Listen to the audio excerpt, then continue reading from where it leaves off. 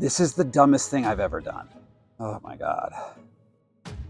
Oh, at the end of this video, I'm gonna ask you for some legal advice because my cat got arrested. Well, my cat got me taken to court. Oh my God. Let me explain. So I was sitting on my computer preparing some videos for this channel, and I hear this cacophony outside, and a woman is screaming. There's a dog barking, and when I get out there, I notice that the cat is being flung in the air by, I don't know, like a pit bull or something, and his arm is like, this is the cat's arm, and the dog is like like up to there, and he's being flung into the air, and I'm like, oh my God, a dog bit my cat. And you know, I didn't see a lot, but it was all caught on video. And at first I didn't realize that the woman who had been trying to get her dog away from Ichabod had been bitten by my cat. And that wasn't great. Well, the first thing that Ichabod did after he got bit was he bolted across the street right into the yard of a personal injury lawyer who's my neighbor, a nice guy. And I figured maybe he knew that he was going to get himself into some legal jeopardy, because cat fangs, they're long, and when you bite into a human's flesh, the bite can be really, really nasty. And the woman, who did nothing really wrong other than walk her dog, you know, a little too close to a sleeping cat who she didn't even see, got bitten because she tried to break up the conflict between those two animals. You know, and like right after this, you know, I was going off to see if the cat was okay, and all my neighbors came out to see what the commotion was about. And you know, this is my neighbor, Holly. I had heard a woman screaming, and I ran out to the sidewalk. She was standing there and said that it was her fault that she had gotten in between them. I'm assuming the dog and the cat. She had a bite on her leg, so I offered to go in and get her some bandages to put on it, which I did. Anyway, afterwards, I talked with her. I gave her my number. I was like, I'll cover your bills for going to urgent care. And she went to urgent care, and I took Ichabod, who was bleeding and sort of mashed up on his elbow. I took him to the vet, and he got his cone of shame and the wound cleaned out, and he was ultimately fine, which was good. And then when I get home, the officer from animal control shows up, and I was like, why are you here? Like, why is animal control? Well, it turns out that if you go to urgent care with animal bite, animal control is obligated by the city of Denver to, you know, report on it and be sure the animal doesn't have rabies. And he got his little mugshot taken, and he was in his cone. But here's the thing that's super crazy is, like, right after I told her what had happened, innocent cat sleeping in the bushes, attacked by dog, defends itself. Well, she issued me a summons for court. Yeah, I have to go to court because my cat hit someone in self-defense. And I have no idea how serious this case is. Like there's no monetary damages listed, no fine listed, but it's a criminal charge. So we're gonna find out. But before I go, I wanted to talk to a lawyer. My name is Christina Bergston. I am the owner and founder of the Animal Law Firm. I represent pets and their people. A lot of people don't know that, like, animal cases can result in criminal charges. A lot of people think it's just like, oh, pay a fine, pay a ticket. It's like a speeding ticket, just go to court, pay the ticket, it's fine. Ichabod is innocent, but there is this one moment in the footage which it's problematic. After he was woken up from his sleep, he, you know, could have, you know, run away immediately. She's pulling against the dog, and Ichabod, he comes up and he gets into like the perfect frame on the camera. And there's a moment of decision where, when I look at it, I'm like, you could just run away. Like, dude, what are you doing? Just go back. But he decides that there's no option. This is his last stand, and he charges. I mean, it's a valiant moment. It's like the charge of the light brigade. Theirs not to make reply, theirs not to reason why, theirs but to do and die. This tiny little cat somehow decides that he is going to defend his little spot of land, and he goes right to the dog, passing the woman, right to the dog, and like says, "Don't you ever wake me up again."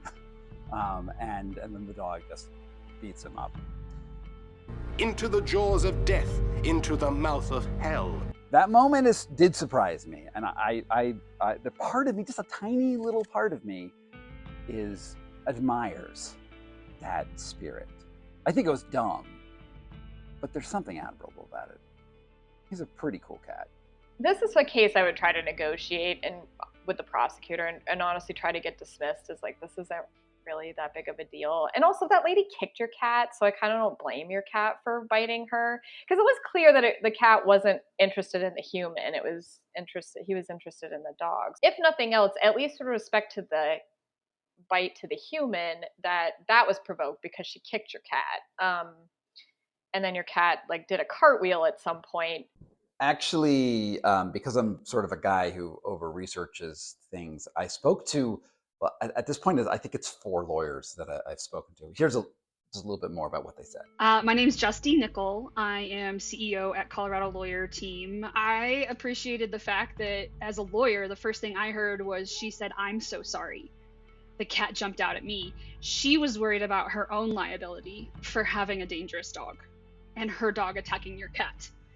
So she was immediately on the defensive, like, "Oh, I'm gonna get in trouble for this." And the cat's just there, like, defending itself, right? Like, it's not, it didn't distinguish between human leg, animal leg. You know, I've received a lot of legal threats over the years, but I've never defended myself in court. And what I didn't realize was how much of a legal education I was about to get. Because, you know, first thing I did was I shared the security footage with the cop, and I sent it to her, and then she went out and wrote me that ticket, and it was only then that I remembered the sage advice that well, I mean, honestly, everyone knows it, is don't talk to cops ever. I mean, I didn't really realize an animal control officer was a cop.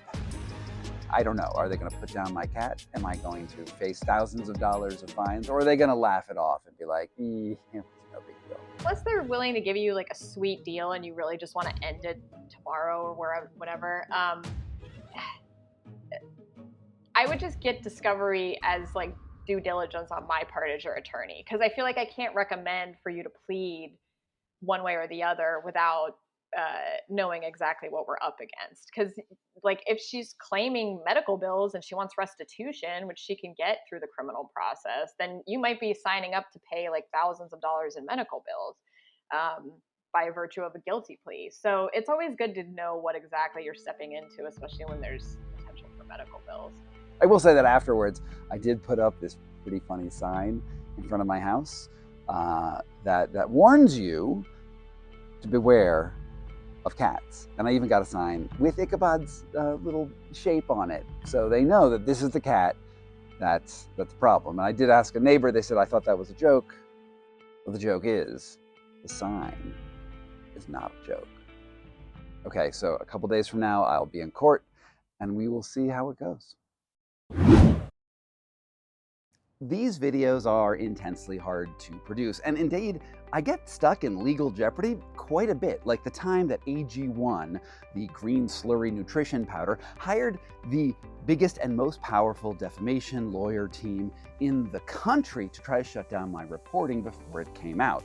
Well, it didn't work out for them. In the end, their legal team got fired, their CEO stepped down, but that's the impact that my channel has. So I'd like to ask you a favor. Would you go check out my Substack and consider supporting and getting early access to the videos that I do? I put out a pretty good newsletter and I think you'll enjoy it. You can also like and subscribe and do all that stuff down below. And in order to keep this channel on brand, I've started something called a back channel where I do more opinion-focused pieces instead of these big investigations, like ranking health influencers from the safest and best people out there to the grifteriest and most dangerous on the market. Check out that channel, see if you like it. And without further ado, let's find out what happens when I actually went to court. Ichabod, are you enjoying your breakfast? Do you want to go to court? I don't think he wants to go to court. I think he wants to stay right here and maybe sleep in a bush. I'm going to try to plead this down. I'm going to have to talk with the prosecutor first. You got to do what you got to do when you're a pet owner. Walking into the courthouse right now. I don't know if I'll be able to record inside, but I am here to plead the case of Ichabod in front of a jury of his peers, which I hope are cats. I don't know. We'll see. Everything we are doing in the courtroom is being recorded and could be used against you. Can you hear me, Judge? I can hear you. I think it's a filter. It is, and I don't know how to remove it. I've got my assistant here. She's trying to, but I'm prepared to go forward with it. I'm here live. I'm not a cat.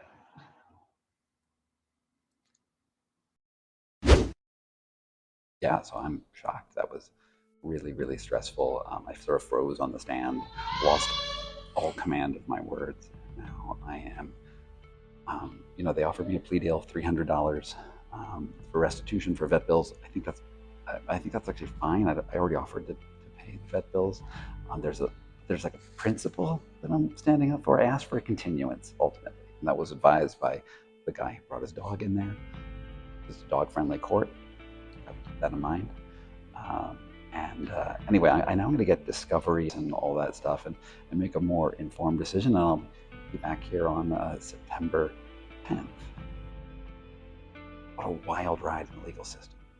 Maybe I just want to see how far this goes. All right, now you know everything that I know. And we have a decision to make, you and me. Do I take the deal? Do I plea out this whole thing and make it go away for the very reasonable amount of money of $300? Or do I stand on principle and do I take this to a jury trial? I will select jurors. Hopefully they're cat owners and not dog owners. I will go through the whole motions. I will show my videos. I'll bring Holly to the courtroom who will testify on my behalf. I have video evidence. I'm getting discovery, which means I'll see all their court records that they've caught, whatever those are. I will see it all. And do you want me to go all the way?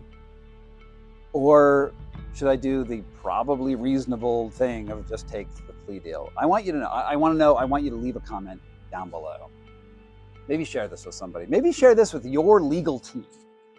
And get the best advice that I can here on YouTube. Ichabod's legal jeopardy will probably go on for a little while. I'm considering maybe making t-shirts for him with little Ichabod faces and maybe him behind bars. And do you want to be part of the free Ichabod movement?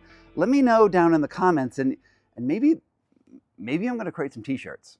From Pokey Bear LLC in Denver, Colorado, this was Scott Carney Goes to Court. Oh yeah, and remember to like and subscribe and get on my Patreon because I might need that for legal defense. I mean, not like CoffeeZilla needs it for legal defense. That guy has got a real legal defense issue. But, a cat defense. I don't know, think about it.